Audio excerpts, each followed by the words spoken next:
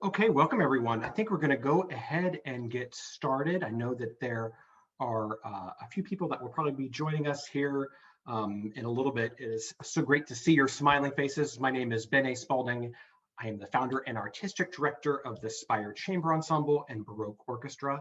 Welcome to the second installment of our From the Podium lecture series. Tonight's topic on singing and conducting Renaissance music. Not a small topic at all, but I think we have a really fun and interactive and hopefully very enlightening 90 minutes planned.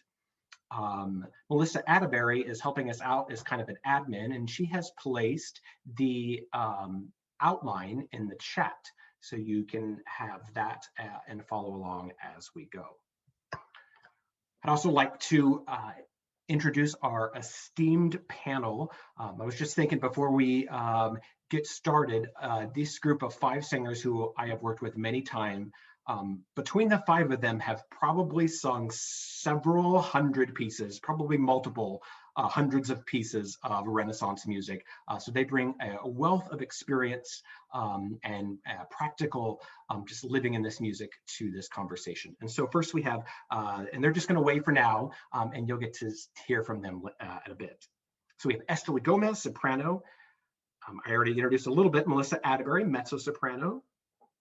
We have Eric Brenner, countertenor, Andrew Fuchs, tenor, and Jonathan Woody, bass baritone. Great. We have 2 big goals this evening. First is this lecture is designed to follow a bell curve model. So 10% is going to be for the beginning singer and conductor. Maybe this is some of your first experience with Renaissance music. The bulk of the conversation is going to center around folks that have had quite a bit of experience, maybe at the moderately advanced level. And hopefully there's still some things for those of you that have spent your entire career or lives studying this music.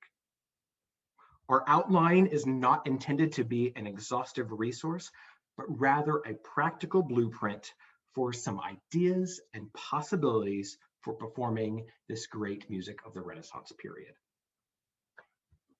So that we're trying to be all on the same page, I'm going to attempt in about 7 minutes. This is the speed dating version of the big pillars of Renaissance music.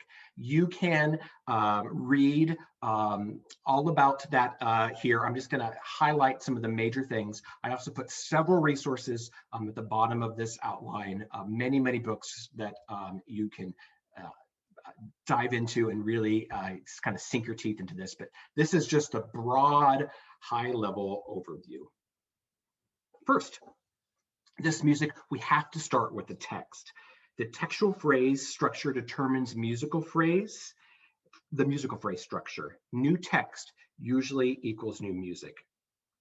The shapes spring from word stresses and provide a linear storytelling nature to the music. Text painting and word stress allows for the expressivity and controls the rhythmic flow. This natural rhythm was so ingrained in the singers of this period. We get into meter, stress, and tactus. One of the big differences, and most everybody knows this, but the Renaissance period did not have bar lines. It was unmetered. The stress occurred only through the emphasis of particular syllables and important words. The bar line did come into practice very late in the period, but it really was only a device to show elapsed time. Singers of this period used part books, and so they did not have the scores like our modern day editions. They were, of course, always thinking horizontally and melodically, and rarely vertically but in terms of tuning various cadences. So much sacred music in this period that we all know and love, these flowing lines, long lines of ascending and descending figures. The tactus, or the pulse, was incredibly important this time. You can read what I put there, but in most instances, our tactus is the whole or half. Tempo, usually related to a human's normal heartbeat, something around 50 to 80 beats per minute. The tempo is largely determined by the syllabic setting and the mood of the music. We often have things that are grouped in rhythmic twos and threes. And then contrary to what some folks would like to argue is rallentando and accelerando did exist in this period. We're going to talk about that a little bit later.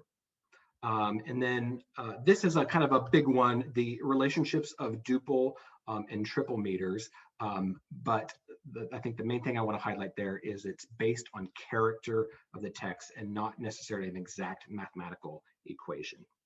Very couple practical things when finding the tempo. That we really need to make sure that we look at the beginning of the piece. What is the note values? And then we have to look at the if that changes throughout the piece. If it's going to change from a duple to a triple meter, we have to make sure that when we get to that spot that there is relationships that are organic and make sense. I know many times I've taken a duple meter section way too fast, and when I get to something that is in triple, it's a little frantic. And so looking at both of those is super important. What is the smallest subdivision of the beat? We have to look at the entire piece for that. What is the text conveying? So much of this music had joy and reverence, penitence, and of course the acoustical properties of our space. Melody. Melody in most sacred music was based on Gregorian chant or chant-like melodies. We have stepwise motion was predominant. The vocal ranges were also smaller than in later eras. Phrasing is irregular, dramatic words are often emphasized. Dissonance and altered tones were often leaned on to create effect or affect even. Ornamentation. This is something that I think is coming more and more part of performance practices. Yes, that did happen. So there's some things that are I wrote there that you can think about. Musica ficta and musica recta, big topic. I put a Google, because we don't have time to get too much into that tonight, but I did put a Google link there with some very practical ways to look at it. But basically, ficta, raising a half step, recta, lowering a half step, usually on the 6th and 7th scale degrees. So you can look at that. Dynamics. We did not have dynamics in this period. It was all editorial. So the things that we see now are editorial in our modern editions. Of course, we allow for the dynamics to have an organic rise and fall of the intensity of the line. The overall dynamics also changed according to the meaning of the text. More voices usually equals more sound. However, we did not have extreme dynamics in this period, so it's unlikely that we went from triple P to triple F, and that we also avoid dramatic crescendos and diminuendos. Dynamics also heightened the contracts in this text. They were moving towards a cadence. Two things I think are important when we're looking for additions is that if it is edited, that those edits are clearly dictated either in italics or in parentheses, so we know what is from the facsimile and what is not. And always consider the text in our choices. Texture and structure, another huge, big topic. Several things in there you can all read. Points of imitation, independent voices. Often the tenor and alto parts were interchangeable, and I personally think it's lovely to intermix both voices on those parts to create some wonderful colors. Often we think that this music was just performed a cappella, and we certainly know from lots of firsthand accounts and treatises that there was often instruments involved. And so I give some suggestions on pairings of instruments that you can do for this. I talked a little bit about performing sources, but one of the other really important things as you're looking at this music is that our additions, our modern additions, strive to show original clefs, meters, and note values in bars before the actual music starts. I already talked about editorial markings, and also be aware of modern editions in 4/4 and the sorts, where the pulse really is, the tactus is really the half note is what they're trying to go for. So that was a lot. There's so much you can read about this. We have a couple things that we really want to get into, rhetoric and tuning and rehearsal techniques. But before we do that, I'm going to open it up to the panel, and I just spouted off very quickly about 8 or 9 pillars of Renaissance music. That's a lot to process when you guys are singing this music. Let's talk a little bit about how you do that. What are you thinking? And things that really help you really take a lot of information in and make the best performances out of it. Let's open up to folks and see if anybody has some thoughts there.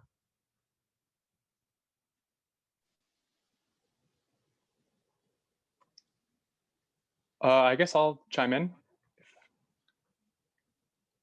Great.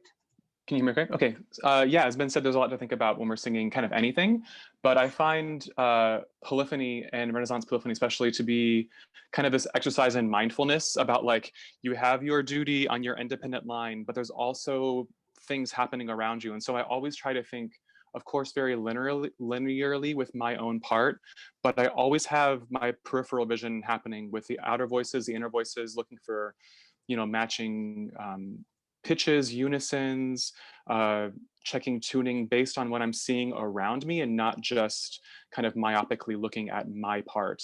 And of course, I shape it how I would like for it to be shaped, but to really have a sense of the whole while you're doing your individual line, I think is what I always am striving to do with polyphony. Great. Thank you, Andrew. Anybody else want to chime in real quick on kind of just some high level thoughts? Andrew said a lot there. He really did.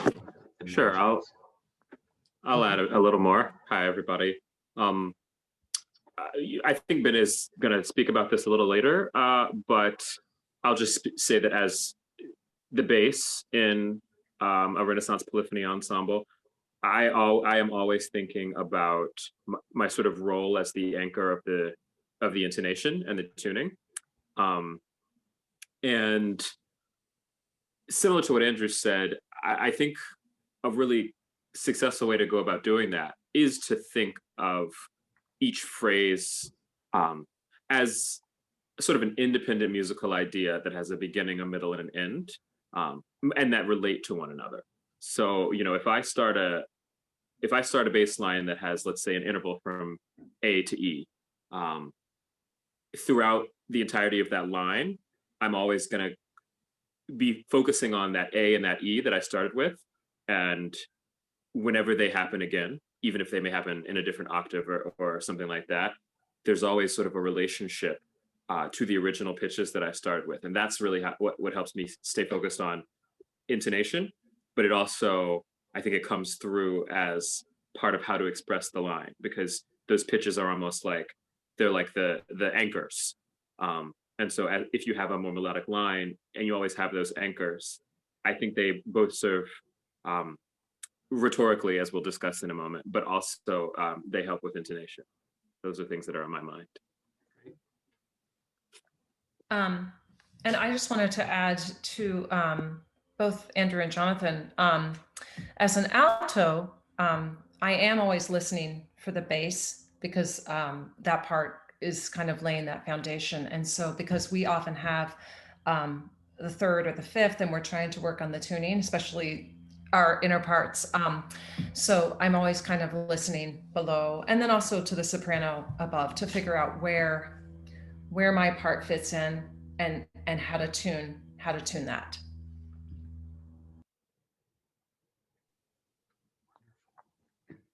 Okay, great. Now we're going to get into potentially my favorite subject in Renaissance music, is rhetoric. So Jonathan is going to read us a quote to get us started. Jonathan, would you mind doing that for us? Sure. The art of rhetoric. For all their music that they sing, with menaced voice doth so resemble and express natural affections, The sound and tune is so applied and made agreeable to the thing that whether it be a prayer or else a ditty of gladness, of patience, of trouble, of mourning, or of anger, the fashion of the melody doth so represent the meaning of the thing that it doth wonderfully move, stir, pierce, and inflame the hearer's minds. Wonderful. I really feel like this Sir Thomas More quote from 1516 really encapsulates our job as rhetorical musicians, but as rhetorical artists. So we're going to talk some about this rhetoric. The attempt to influence or persuade another person with words is something that goes back to Greek times, and it's certainly these Renaissance composers were thinking of this. This rhetoric would have been very natural to the Renaissance singers of the time, with organic rise and fall of line, but it's not so much in today's education, and so we need to talk about that. First, with word stress, giving weight to the stressed syllables and lightness to the unstressed syllables. And I cannot stress enough the importance of that, and also the unstressed syllables. I probably, even with Spire, say that a lot because it's sometimes easy to miss when there's so much going on. But those unstressed syllables really have to get out of the way. One quote, even from a treatise, would call it to vanish into silence. We have to be tenacious about our word stress as we would speak it like a method actor. The diction is also so important in that. Just a quick example of a way that I think a lot of people might kind of glaze over the importance of diction in rhetoric is in William Byrd's Sing Joyfully, you have the word feast day, and a lot of times it'll be and at his feast day, right? It just kind of all happens. But I think there's more rhetoric when you do and at his feast day, right? So there's some articulation there that really helps highlight those words, and the diction clarifies it. Each composer certainly had their rhetorical devices. I list a couple there. We work to develop these identified individual motives by these composers. There's often seamless technique, overlapping or dovetailing of phrases that create our rhetoric. No beat is strict or rigid. The other thing I think about that is so important with framing our conversation around rhetoric is this is some of the most expressive music we have in our canon, but when we think about it, it's using very small devices. And so these composers were able to use small forms to really make some very rhetorical statements. For me, this music is, and we're going to demonstrate this in just a second, but it's never just wallpaper, it's never background music, it's never just a beige color. It's music full of life and color. I often think of the Sistine Chapel was renovated in the 70s and 80s, and the colors became so much more vibrant after that. So part of our job is making those vibrant colors come to life. In rhetorical music, we have three types of musical stress: agogic, syllabic, and tonic, and you can see those. And so now we have a little example from very famous, the Palestrina Sicut Cervus. And so Andrew's going to sing a little bit of that, and I'm going to ask Andrew to sing it the first time very beautifully, incredibly in tune, and but without much rhetoric. What does that sound like? Sicut cervus desiderat ad fontes aquarum.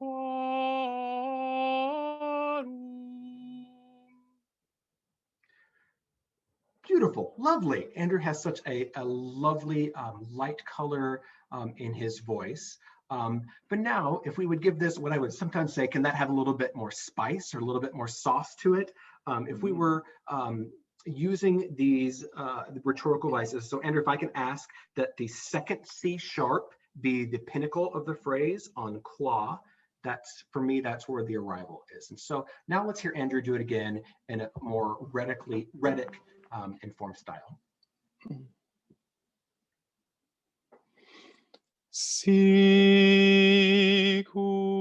cervus desiderat ad fontes aquarum.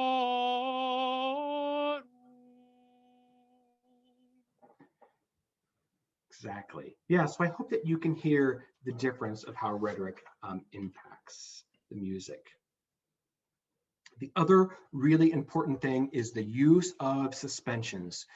Suspensions are moments that just tug on our heartstrings. They make the hairs on the back of our head stand up.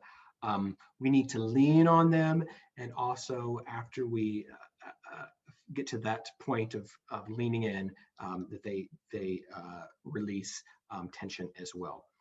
There probably is no better example of suspensions than the Agnus Dei from Byrd's Mass for Four Voices, the Dona Nobis Pacem section.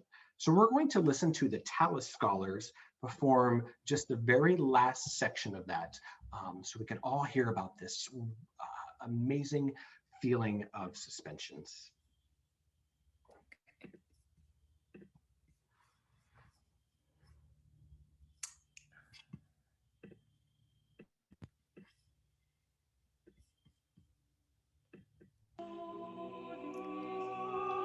Hear it.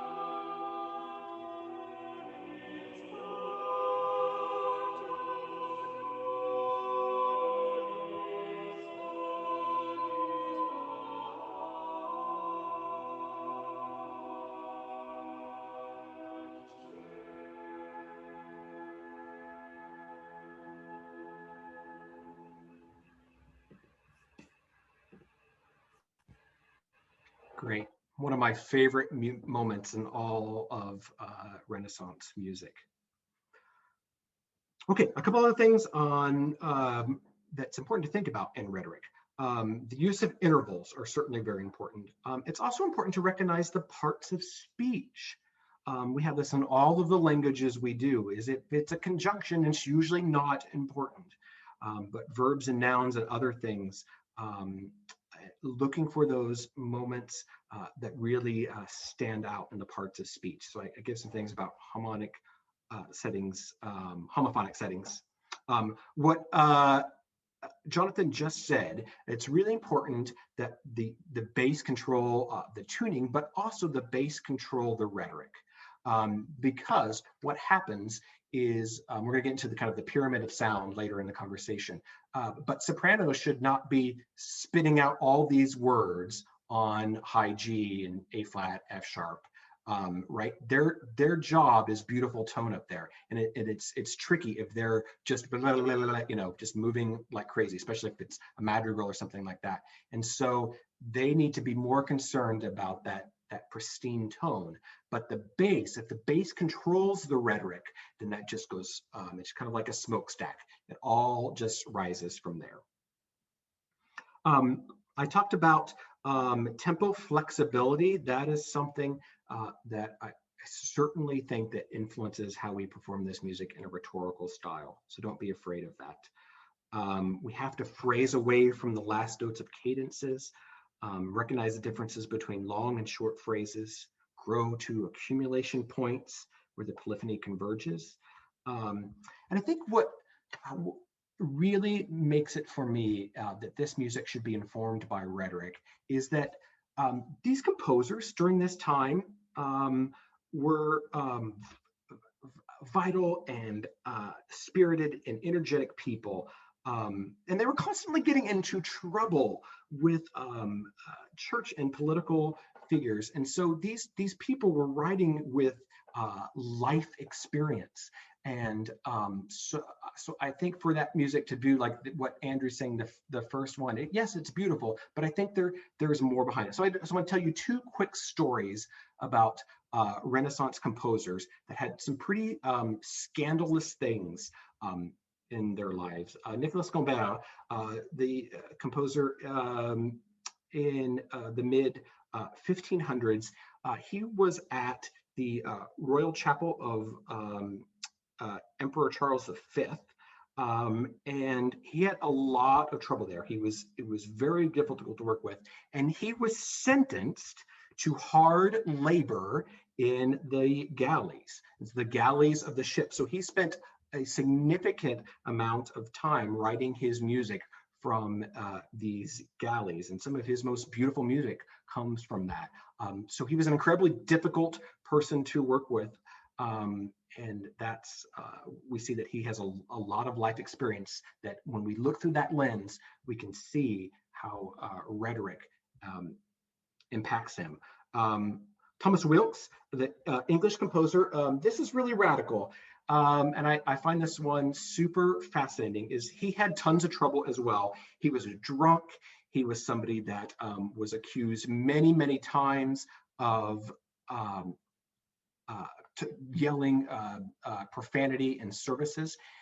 There's even several accounts of him urinating on the dean in his Chichester Cathedral in 1616. And so just a really scandalous person. And he lived most of his life like that. And so his music, now knowing that, it colors it in a different way. So I think that rhetoric is super important, and that our musicians that we work with, our singers, can certainly emulate that on our faces and body and voices. So let's open up again to our panel and talk about what you were thinking in terms of rhetoric. Let's start with that. So anybody have some thoughts when it comes to the idea of rhetoric? If I may, what struck me first in the two versions that Andrew sang, both beautiful, obviously, we all know that about Andrew, but in the first version, I mean, we all also know the piece really well. In the first version, although his tempo was very clear, I couldn't feel it. And in the second version, there was no doubt as to the shape of the note. And it's a subtle thing. It's not a giant messa di voce. It's not a big physical externalized gesture, but you can it's the rhetoric.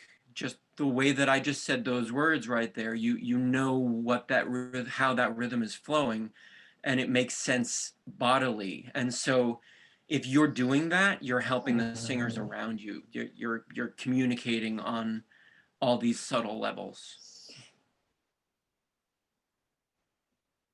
Yeah, that's great. Well, I think maybe it just bears noting that practical experience with rhetoric could often be from an English class way back in high school. So just remind that these are devices and used both in speech, in poetry, in music.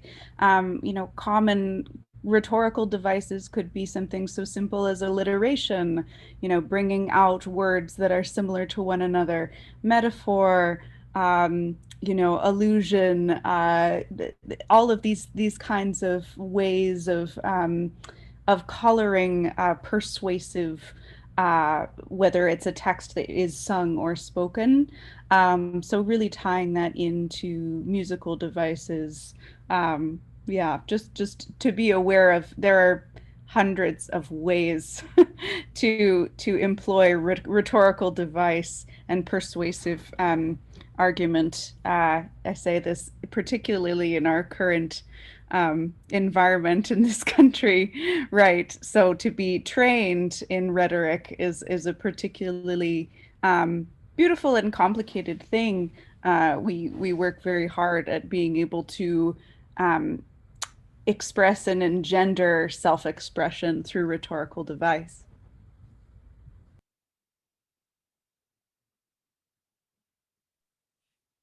I'll just offer a slight addendum to what Estelí just said, which I think was brilliantly said, which is that in my personal experience, learning about these concepts, learning about rhetoric, especially rhetoric in music, it took a while to understand and internalize.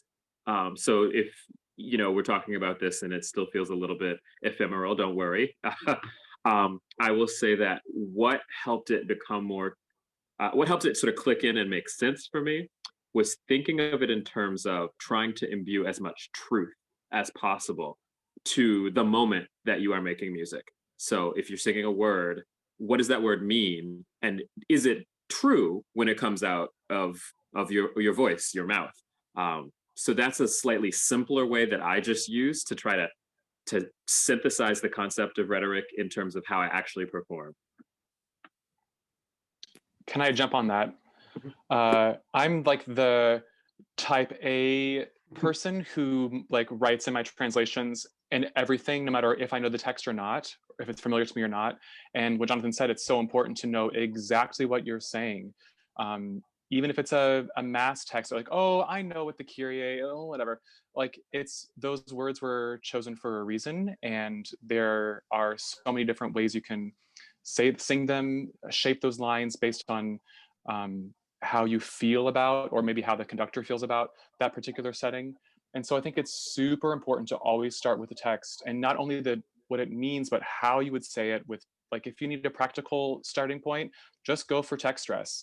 Like that is the most basic thing you can do with it. And that probably will set you up to already have more of that authentic expression that's coming through you, even if it's not a language that you know very well.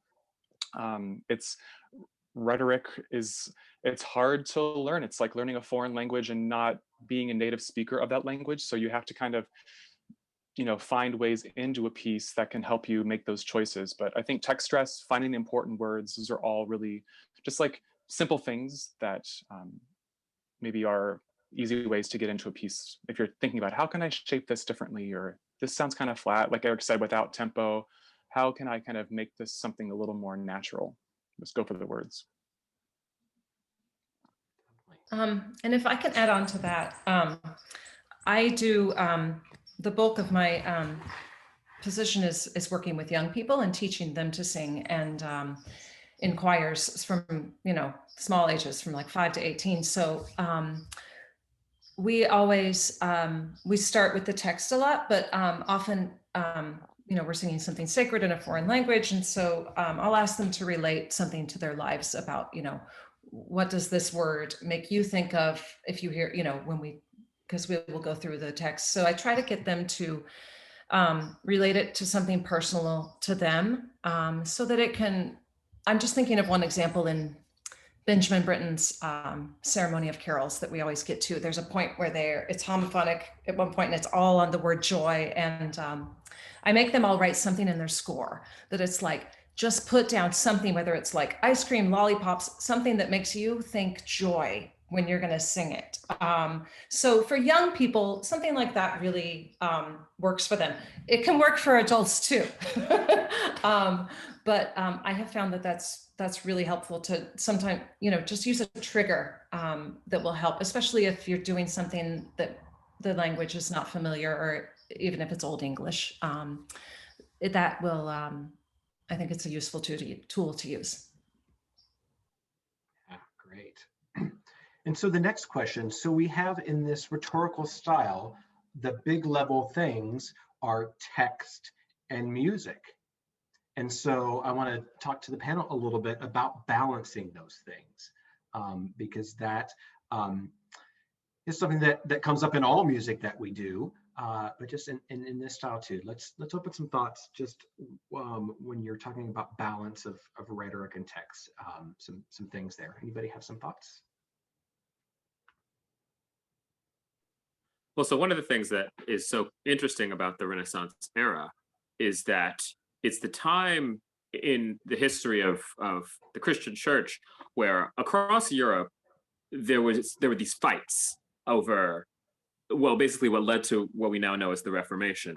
these fights, which oftentimes had to do with the choir is singing in Latin and I don't understand it. And why can't they just sing in the language I speak? And why can't they just sing every note, together homophonically rather than florid polyphonic lines? You see this debate take place over the 15th and 16th centuries in most countries in Europe. And I think that debate is part of sort of what we do as singers as well. Like, I think when you have Renaissance polyphony, that it's a lot more florid and that has a lot more notes on one word, or melismatic would be a way to describe that. I think there are some slightly different choices when it comes to to using the words rhetorically, as opposed to if you're singing something, let's say Thomas Tallis, O Nata Lux, where almost all the words line up together with the other voice parts. I think when things are more homophonic, it can be really easy to snap into utilizing the words rhetorically, really thinking about word stress because we're all doing it together.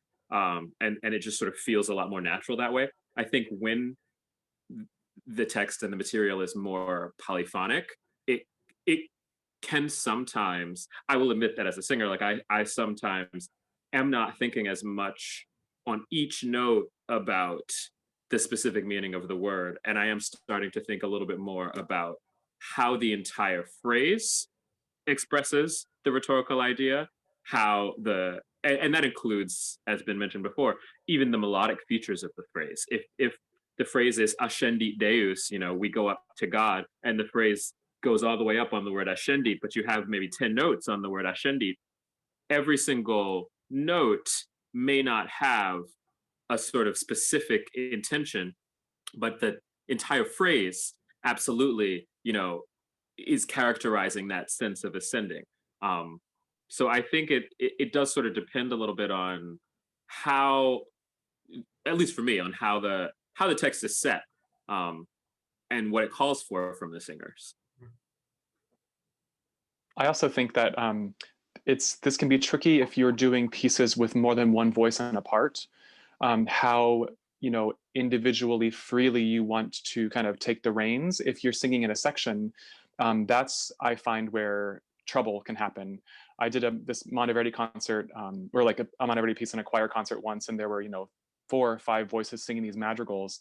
And what makes those pieces so special to me is how you can, the texts are so evocative and provide such opportunity to do great expressive things. But if you're one of 5 on a part, you can't really, that doesn't really work, or doesn't really translate itself so much. So I think you have to kind of know, like, read the room, know maybe how far you can go as an individual within a section without tipping the boat too much in one direction or not, because then we get balance and the texts don't always line up. And there are a lot of things that kind of can happen if you're taking the reins away from your co-part people.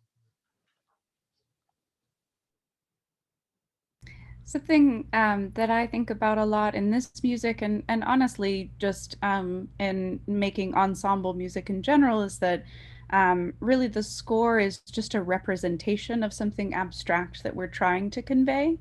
So rather than thinking of, I mean, we wouldn't have had the full score in front of us if were we singing Renaissance polyphony on part books. So having our own part, but then having to do all of that amazing lining up that my colleagues have been talking about is such an abstract process. It's so separate and so much more longer form shape oriented. And I've been telling my students recently, and it's sticking in my mind, so wanting to share, just that I think of it kind of like being an astronomer, that there are all of these dots and all of these little points of light, and that we're trying to make shapes and we're trying to make beautiful pictures out of that. And so trying to think of these longer form ideas and these abstract kind of abstractly beautiful things out of something that is very concrete is part of both the tuning system and the rhetorical kind of text connection for me.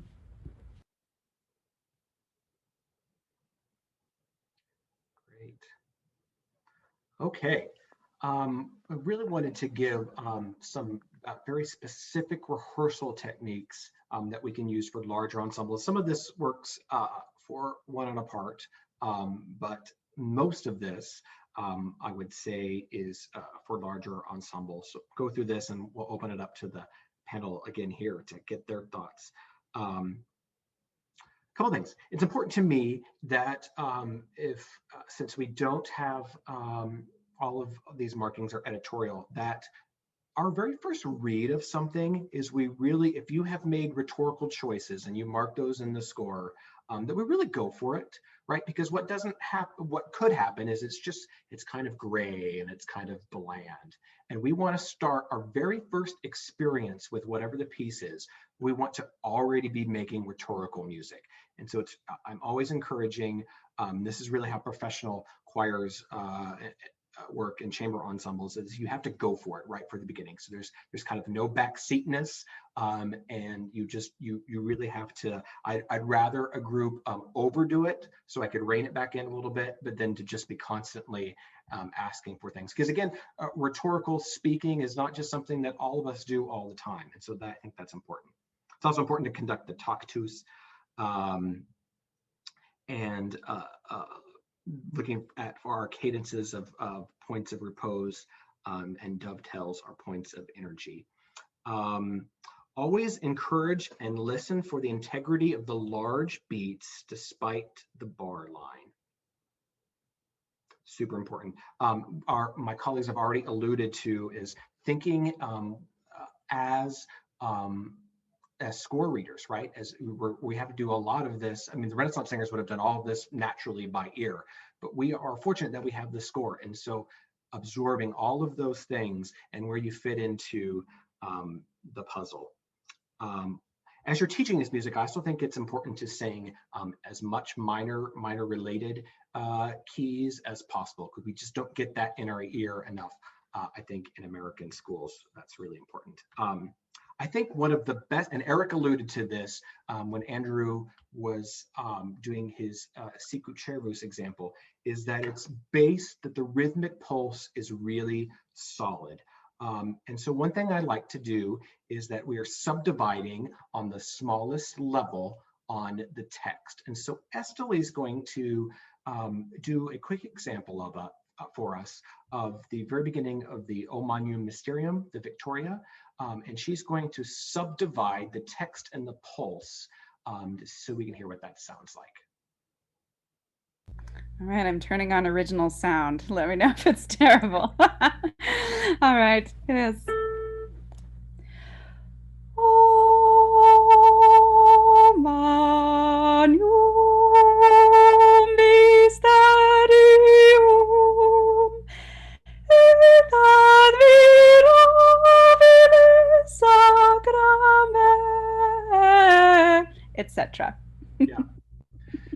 I think this is a really helpful device if we are pulsing ever so slightly to keep things really together. That does a couple things. What I just said is it lines up ensemble precision, but when you have large groups of people, when it's not one on a part, what Andrew was just talking about, 4 or 5 people or more in a section, it's very easy. Okay, if Estelí and Melissa were both singing that same phrase, and they had a little different trajectory, then they're crescendoing and they're moving at slightly different times.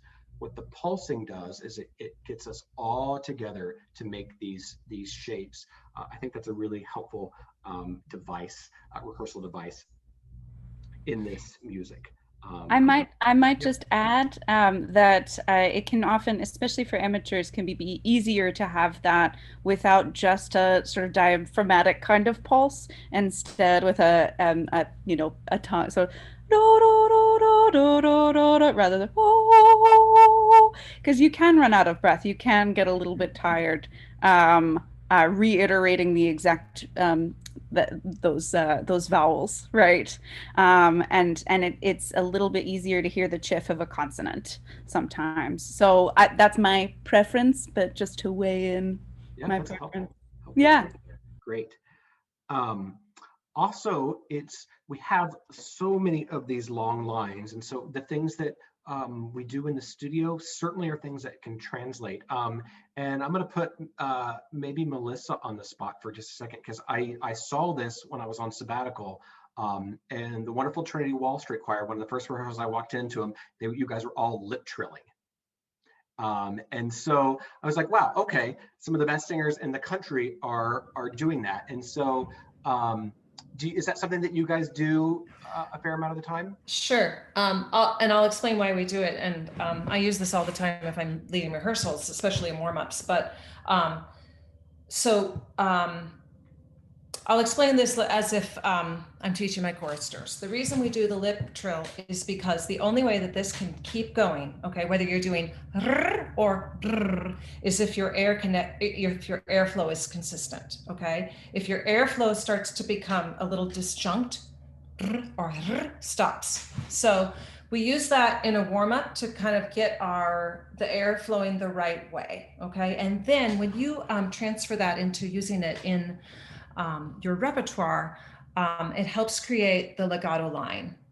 So that's usually when we're doing it, is when, especially in the morning when we're just warming up for church, to kind of get the airflow going, get it consistent, and to get the legato line. So it doesn't work for all repertoire. If you're doing something that's, that's very articulated, it's not necessarily the best tool to use for that, but when you're looking for something like romantic music, it's really, really a great tool to use. So, but more so than that, I think it's really excellent from a vocal technique, just a standpoint of warming up and getting the connection going, because that's where a lot of people get stuck. And if you don't have the breath and the connection going, you can't make the right sound up here. Does that make sense? Can I add a little bit? Sorry, is it okay to add a little bit? Oh, certainly. When he's done. So okay, great. Lip trill for an hour. Okay. It's like the first thing I do all the time. However, you can do it in a way that's not so helpful for yourself. So make sure, like sometimes people kind of in their mind, they're doing like an R sound, like brrr, is kind of the vowel behind the lip trill. And that's just your tongue being in a very strange position. So if you think more of a or something that's going to kind of connect you lower into your body and not like everyone go do you feel how that's like cutting you off at your throat as opposed to it's lower, it's deeper, it's more of it's like you were actually singing. It's just that you have your lips in a funny position and not your tongue kind of creating this lip trill color. That was my soapbox about lip trills, because otherwise it just adds tension. We want to have like a lower, freer vowel happening and not an Yeah, I definitely agree with what Andrew was saying. And lip trilling with your tongue out is a way to mix it up. That can also create tension, but it can also relax tension. I was just going to say generally that the lip trill and the idea of legato, literally every teacher I've ever studied with, and then every lesson I've ever taught, it has always come back to legato. And even for the coloratura, for the fireworks, so much of that is about having a healthy breath stream going underneath it.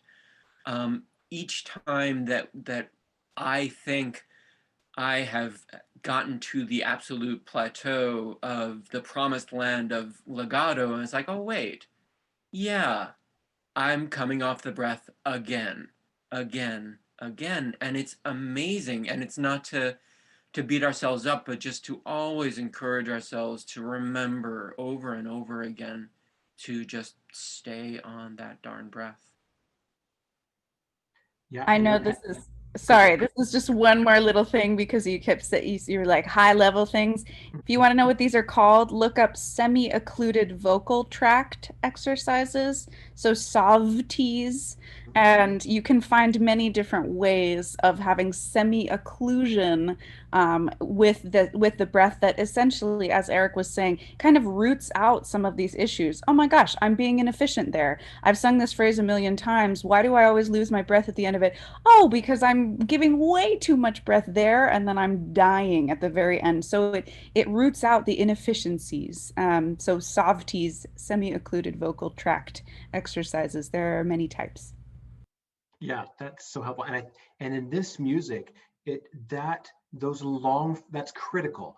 Especially if you're going to sing this one in a part, or even as an ensemble, the better the entire ensemble is on the breath, using breath efficiently, and that it's well budgeted. Your ensemble is going to have more color, more life.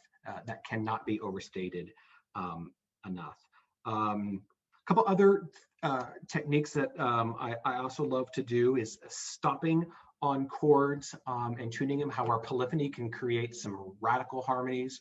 It's easy to glaze over them. Sometimes they're very short moments, so I always mark those. I've been thinking about, well, what does polyphony look like in the natural world? And so before all of the COVID craziness, my wife and I were in Hawaii in the end of February, and we were on the island of Kona. And we were kayaking and swimming. It was just gorgeous. And several pools of dolphins started just swimming around us. And they tell you that you're not supposed to swim through them, so you just have to stop and you can't move. And what I saw is, I mean, I've seen dolphins before, but it was so fascinating. All these different types of dolphins were leaping, and then one would leap, and then one would leap over here. And sometimes groups of people would leap, and sometimes large groups of dolphins would leap.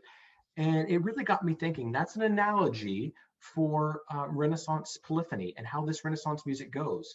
They mostly in polyphony, but there's these moments, for whatever reason, that dolphins say, hey, you, and you are all going to jump together, and they do. And it's what I saw was incredibly breathtaking and beautiful. And so that's something that I like to use with an analogy for choirs. The 80-20 rule applies to a lot of things in life, but generally we have 80% of the phrase building and 20% decrescendoing. We're going to get into some technical vocal things, but most of this music is best learned on our closed vowels, so we're building head voice. It's also harder to bring that down, and so we need to work a lot on descending intervals in our vocal leases, and so that we're really focusing on bringing that color into low and mid registers.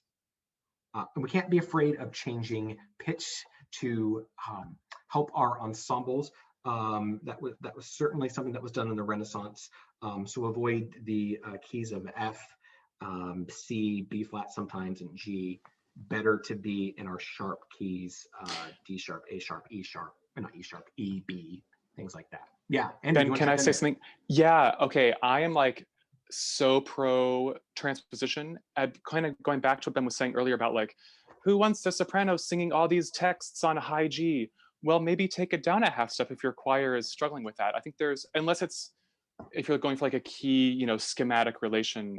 I've done plenty of masses at down a half, even down a whole. I mean, I think this kind of purist idea works sometimes, but it can also be very limiting depending on what you've got to work with.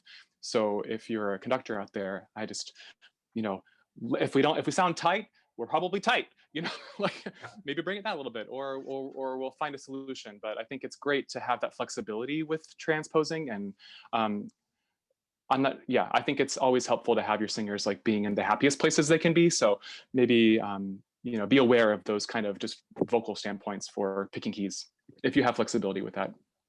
And just piggybacking, oh sorry, Eric. Just piggybacking on that, just because Ben said to avoid the keys he pointed out, and I agree with that, but just to say a note as to why, it tends to be those keys with the flat keys like F and B flat, they just sort of tend to sit in each voice part register of voice in places where singing in tune is a lot harder.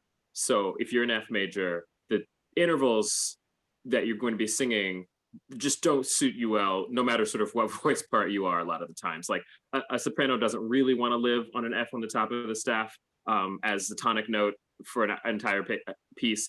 A low bass singing between an F and an A. An F and a C as the fifth is just always going to kind of be out of tune, because that's where we tend to have a bad passaggio. So just that's sort of the reason why, just to add that. Definitely. I'm sorry, my last little bit was just Ben had said earlier, and it's in the notes about checking out the editions. And in many of the editions, you will see somewhere scrolled very, very small, transposed down or up a fourth from the original. Some of the original keys may not be practical if you've got men and women singing together, for example. But the idea that the keys were set in stone is not at all a thing. I think they were probably a whole lot more flexible about that than we are, and so a half step or whole step transposition should be whatever works. Definitely. Great. Okay, let's look at a piece of music for a second. Melissa, is the Di Lasso score in the chat? It's also in the handout, I think, the Google link.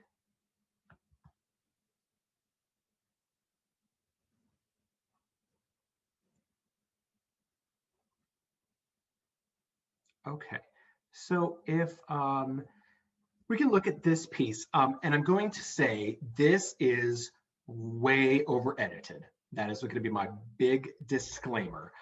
This is a way to show possibilities and ideas. I would probably never give this to somebody, but we're all friends on this, and so this is not from a musicologist. This is some really practical things to think about in our scores.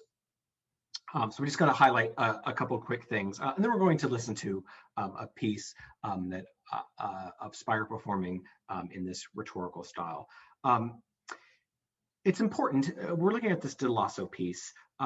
So the tenor is going to start. And Andrew, would you mind singing that very beginning part for us again? And can you sing it very like if you didn't see anything I marked on there, what would be your choices? Okay, apologies to my neighbors, it's late here. So just like my own choices? Yeah, your own choices first, yeah. Salve, salve. That's great, great. So made some wonderful choices. And so one thing I think that we can talk about is a rhetorical device that is, we're really landing on a down bow there. So if we were playing Colaparte, that we want a really strong, if the word is hail. So Andrew, can you do it again one other quick time? And I really want you to land on sol and try that, and then cascade a little bit more away from that. Let's see if that makes any difference. So if you were calling out your best friend in a rhetorical way, how would that sound? Hail. Okay. Yeah. Salve, salve. Exactly. So we have rhetorical choices here. So moving along quickly through this, we have homophony. Out of when we've had a little bit of polyphony is always something special. So we need to just live in that moment. For me, the big arrival is misericordia, right? Now, we were just talking about, maybe Melissa, you were saying about how you would have your students write ice cream cones and all kinds of stuff like that. I'm all for that as adults. And so I've spent a lot of time working with the amazing Baroque violinist, Elizabeth Blumenstock. It's really informed a lot of my rhetorical decisions. So I'm okay with kind of really funny emojis if they help emulate rhetorical devices. And so you'll see hearts, you'll see all kinds of other things that just get us to think about rhetorical choices. So again, very, very overly edited. I want to talk about a little bit about recognizing important moments where homophony comes into play from the polyphony, creating really important chords. Bar 7, you'll notice there for a very split second, we're going to have an F sharp, a D natural, an A sharp, and an F sharp. I put that in a big highlight. It's easy to glaze that over. That's some pretty radical harmony for this time period. And so I'm always looking for those moments. We're going to stop on them. We're going to tune them and go from there. And then we have this next phrase, "Ricerdo." Again, what I just said about conjunctions or less important parts of speech, the word "et" is not important, right? So finding what those important parts of speech are. Estelí, do you mind can you do the pickup 6, 7, 8, 9, to pick up into 9 and just your bar 11? And what I'm looking for is that we really go to that E. Can you try that for me? So bar 6, 7, 8, yeah. 8 going into 9, F sharp to G sharp. Okay, yeah, absolutely. Dulcedo et spes nostra Great. So you could certainly make a choice, espes nostra, but what we're saying is we're again hail, and so and that is also our highest pitch that we have so far. So that needs some rhetorical specialness to that. So I think those things are important. Talk a little bit about intervals. Bar 12, if you look from the E to the C natural, we have a minor 6th there. And so we're moving to thinking large scale forms. But then the tenors, a little bit later, 11, 12, 13, 14, 15, we're having a major 6 between the A and the F sharp. Bar 12, I would have, I'm not gonna have Estelí do this now, but since we have kind of two similar ideas, I would have her sing the second one more insistent and with more rhetoric, with a little bit more articulation on ad te clamamus. Okay. Bar 18, we have this deceptive cadence, and we need to just love those moments. But not give them away, right? We have to make sure that we just let them happen. But if we decrescendo too much into cadences like that, I think it ruins the surprise. Here at bar 18, pickups into 19, we really have the use of the rest. And Melissa, do you want to try this one for me? Could you do bar 18 and 19? Just ate susperamus. Yep.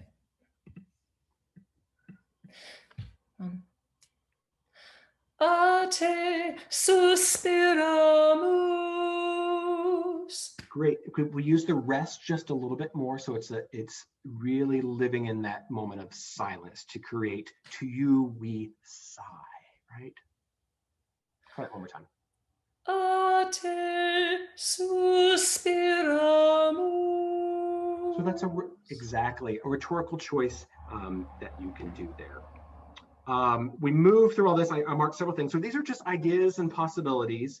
The one really important thing is we got to revel in these suspensions. And so we look at bar 27, these suspensions like we heard in the talus. This one is all cascading down, talking about going our tears in the valley. We have another wonderful chord on beat 3 of bar 29, another harmony that clashes for a second with the B, the G, another B, and an F sharp. So we're going to find that moment in a tune. So those are just a couple things that you can think about in this music. We're going to listen to just a very short piece. This is by Josquin, and this is Spire performing it a few years ago, and we made some, I think, interesting rhetorical choices for this. And so Melissa's going to play that. You know what, Melissa, I've just realized that the video probably is going to be slow. So you might just do, I don't know if you can just do the audio, because I was just on a lecture sometimes where these YouTube videos can be quite slow. The trick is to turn down the video quality of the YouTube. Turn it all the way down to like 200p.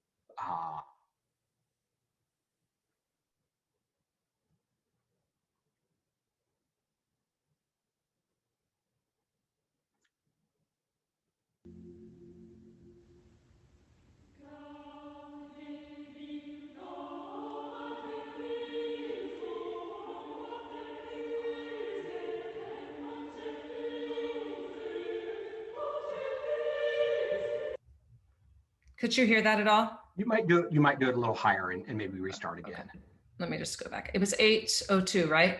No, 8:42. 42, yeah. Thank you. Ooh. Yeah. Okay, let's try again here.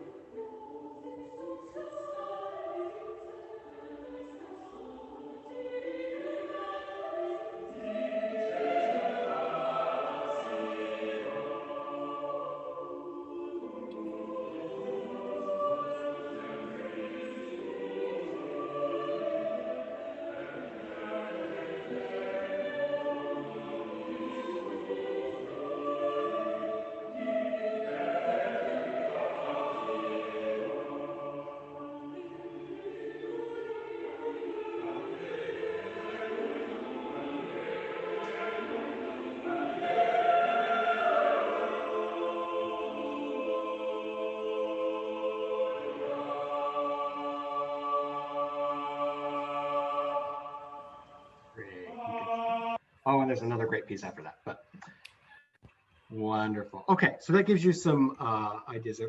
I want to jump into just intonation, just so we get a little bit of conversation about that. It's really important, I believe, in this music to think in a just tuning system. It's a large conversation, but I want to give you just, I think, a few practical things that you can use in rehearsals and performances. I don't know about you, but we all learned the harmonic series early on in music theory, and it kind of disappears after those first couple times, and unless you're really involved with somebody that really thinks about that in choral rehearsals.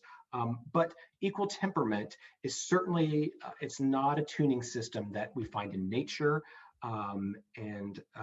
There's a really fascinating book that I'd like to recommend.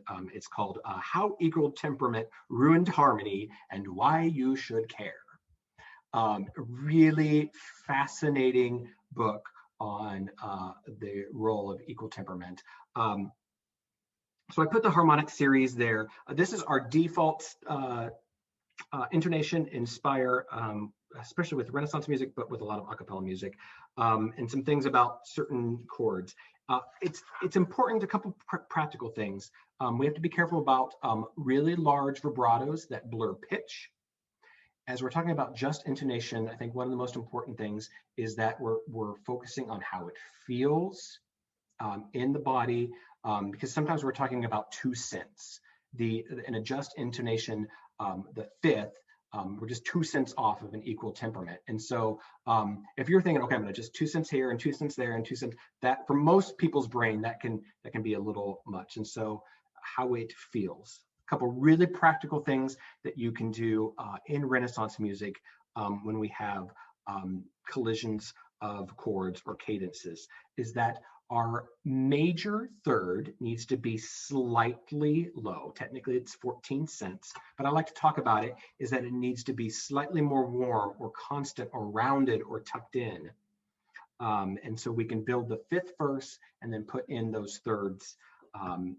The minor third is going to be slightly high. Ways to talk about that is just it's a little bit more grounded.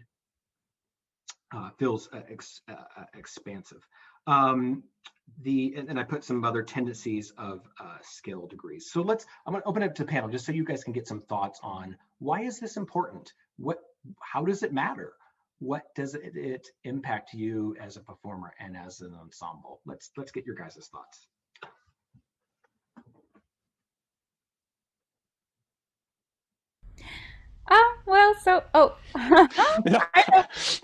You never know what the delay is, right? I just would say that, especially as a soprano, that I'm always tuning octaves, tuning fifths, and then with an attention to major thirds as slightly lower, minor thirds as slightly higher than I might be perceiving in an equally tempered piano tuning system. So it does feel more comfortable to be singing justly with voices. Of course, when you are with instruments and you're quarter comma and there's an attention to their tuning that changes everything. But with just voices, I think the octaves and fifths are king.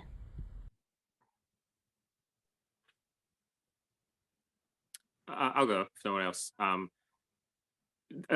What you say, Ben, about feeling feeling just intonation in the body, I think is so important. I feel very fortunate to have had a great high school choral teacher. And one of the exercises we did in high school, I went to all boys high school, so it was just tenors and basses in the choir.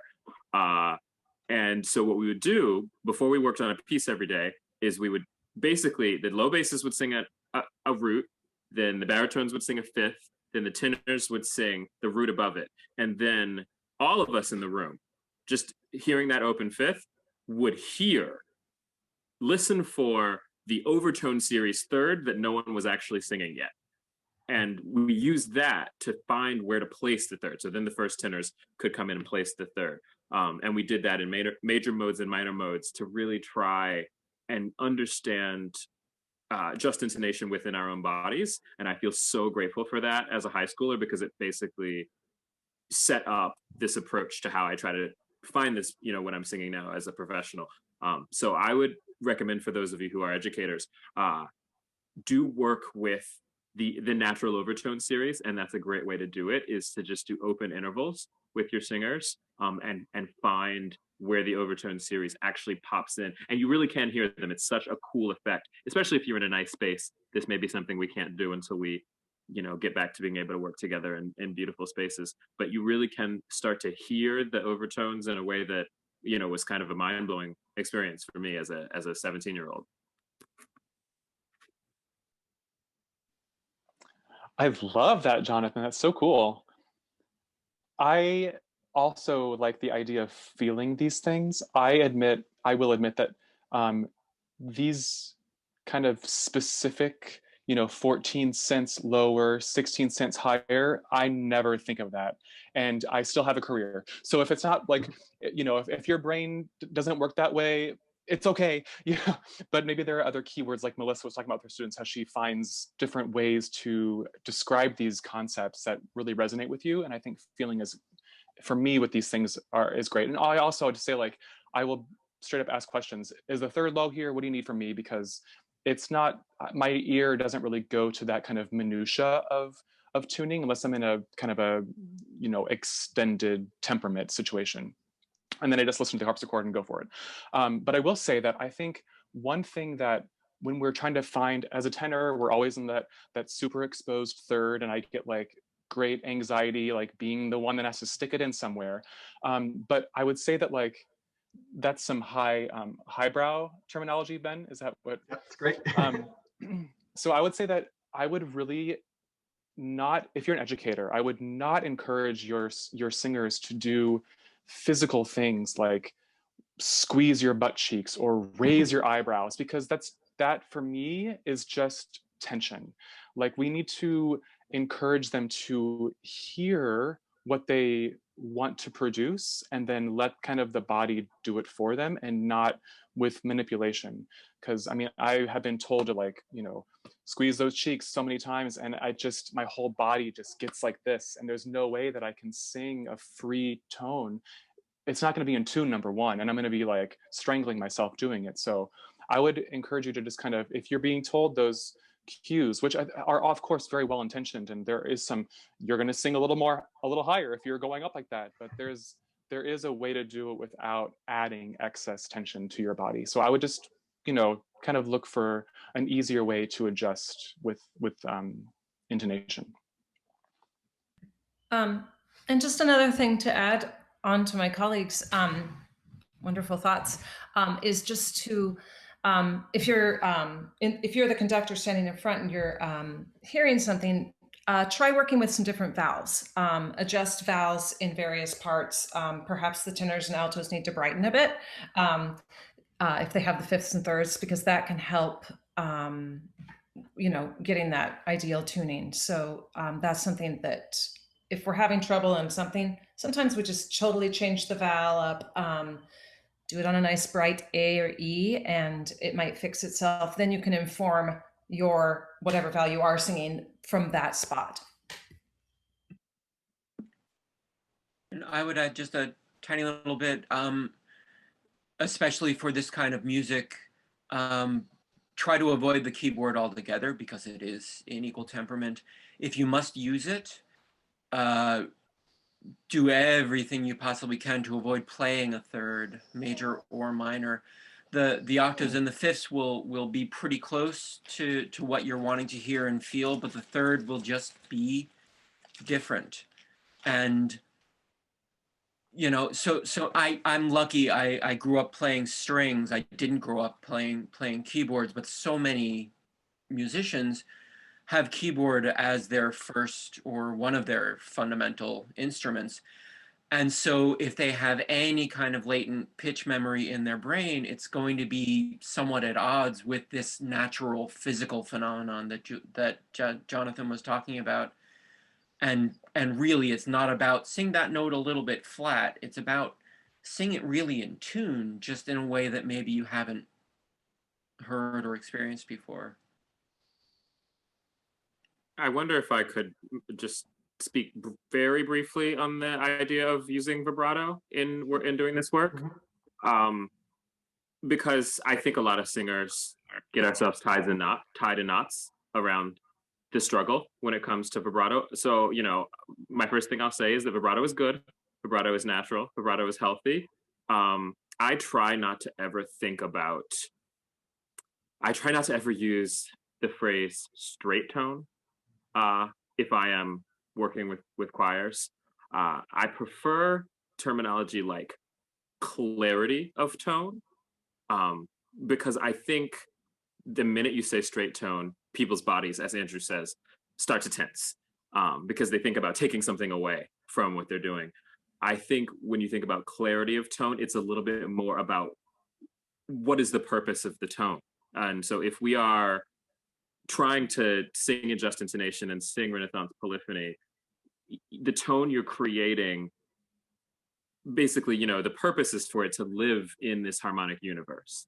And I think that is something that can certainly be done with a natural voice, but it's about how you utilize it. I mean, I know maybe I'm digging into semantics, but I really think it makes a bit of a psychological difference for singers. When you just don't talk about trying to remove something that the voice does, but rather talk about using the voice to sort of create something or achieve something. It's an excellent point. Thank you. Yeah, I want to add. Oh, sorry, I have. Okay. Did anyone else hear me echoing? Oh God. It's better now, I think. Terrible. But yeah, I something I've been thinking about a lot lately, and this may be also a little bit semantic, semiotic, but that rather than thinking of the opposite of tension as release, thinking of support, right? Being able to reapproximate energy given somewhere, right? And so rather than only thinking of energy given as, taking away or don't do this, don't do that, I definitely agree, that it's not always just yeah, oh, don't be tense there, stop doing that. It's where can you put energy that is helpful to you and more efficient. Definitely. So there's part of this equation, just the last thing we'll cover very quickly before we kind of open up for some questions, is this hierarchy of sound, hierarchy of the pyramid. And so we have to, as Jonathan was saying in terms at the very beginning of this lecture, getting into making sure that we're tuning for the bass. I think a lot of people don't know that before the Age of Enlightenment, the four voice parts represented the four elements. And right, so we have the basses were the earth, the tenor voice was water, the alto was air, and the sopranos fire, which I laugh about because I know a lot of fiery sopranos. And so it's something that if you think about that, we're always tethered to the earth, right? The earth is home. The earth is, if that little analogy, I think, goes a long way. And then certainly what Melissa said about using various vowels. And so I wrote some things about solving some tuning issues there and building chords. We've talked a little bit about coming to the effects of chest intonation. So I want to make sure that we have, we've covered a lot tonight. This is kind of a large blueprint of Renaissance performance practices, and definitely some wonderful insights from our panel. But I want to make sure that our last few minutes, we have some time to open up for questions. And so you're welcome to unmute or put it in the chat, and we will try to answer some of those. Am I unmuted? I think so. My name is Jim Marvin, and I've been, what is this in front of my face here? Something on my screen in front of my face. Anyway, I've been waving my arms with choirs for over 50 years and spent at least 40 out of 50 years tuning, whether it's mixed choir, men's chorus, women's chorus, it doesn't make any difference. It's all related to the overtone series. And in a mixed choir, small or large, if you have basses sing a low G and on a vowel that is matched, and maybe, and that they are matched in pitch, it will secrete the overtone series quite a bit above them, and the G will produce the D, which is only the tiniest bit above our piano tuning, and the G will also produce the B, which is significantly low to the piano tuning. And choirs will normally hear those overtones. And I've spent a lot of time doing that. Every year when I start the choir again with new people, I do that. Oh, wow, it's always a kind of a revelation, as Jonathan was mentioning. It is kind of a revelation. I think it's an extremely important way of tuning. And in tuning Renaissance music, it is tuned to those perfect thirds and fifth. I think the fifth is very hard to tune, but the third is not that hard. I think you can have the bass and the soprano sing the same note, maybe the tenor's on the fifth, and then if they're in tune, then you'll probably hear the third very easily. I have a whole bunch of other comments, but there will be other people that will want to talk, I'm sure. So I'll write to you, Ben, about a lot of things I wrote down, and happy to engage anybody. I'm sorry, what is this? Stop video. That's what's in front of me. Oh. Okay, we have a question in the chat. Could you speak more about the syncopation? And I think the panel's all seeing that. Does somebody want to dive into that one? I'll offer another one of a little tidbit of something I think I got. I'm not sure if it was high school or maybe undergrad, but something that I've carried along with me for a long time in singing Renaissance polyphony, which is that every pitch needs to be going somewhere. Or coming from somewhere. Like, I think so when you sing Renaissance polyphony, basically there should never be a static note. And so I think when it comes to syncopation, that I always try to incorporate that idea. So for a note that comes in off of a tactus, off of a main tactus, there's sort of this sense that it's still going somewhere, and that maybe it relates to the tactus that it falls on either side of. So I don't know if that exactly answers your question, but I definitely think of it as being in motion. So I definitely think of syncopation as part of the larger motion of a phrase.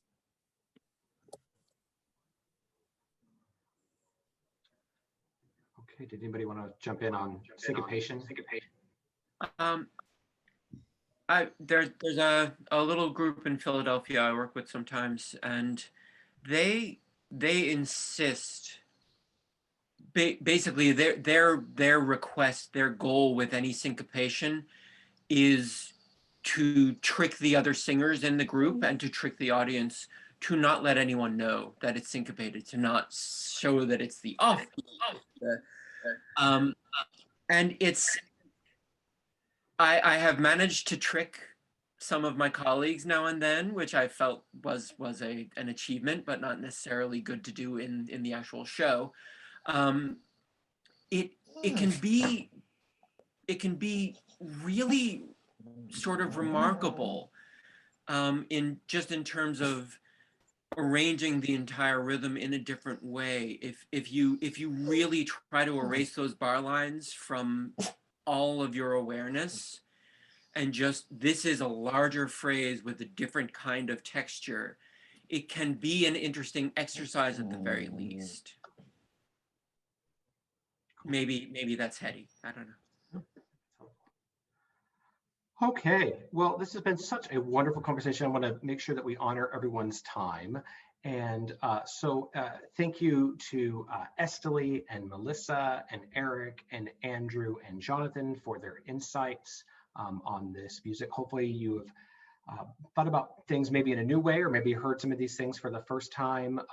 This is a very large and complex topic, but I think it's something that's worth spending our time. Again, we're not able to do this music now, but remember, polyphony means many voices. And what do we need right now more than anything is just communities of people coming together. So please be safe. And we will look forward to the time when we can all get together again to create that group of many voices. So we'll sign off. Thank you so much, everyone. And hopefully we'll see you for our next lecture. Bye-bye. Thank you, everyone. Thank you. Thank you. Thank you so much. Bye, everyone. Thanks. Bye, y'all. Miss you. Bye-bye. Thank you, Ben. Thank you. Thanks, Ben.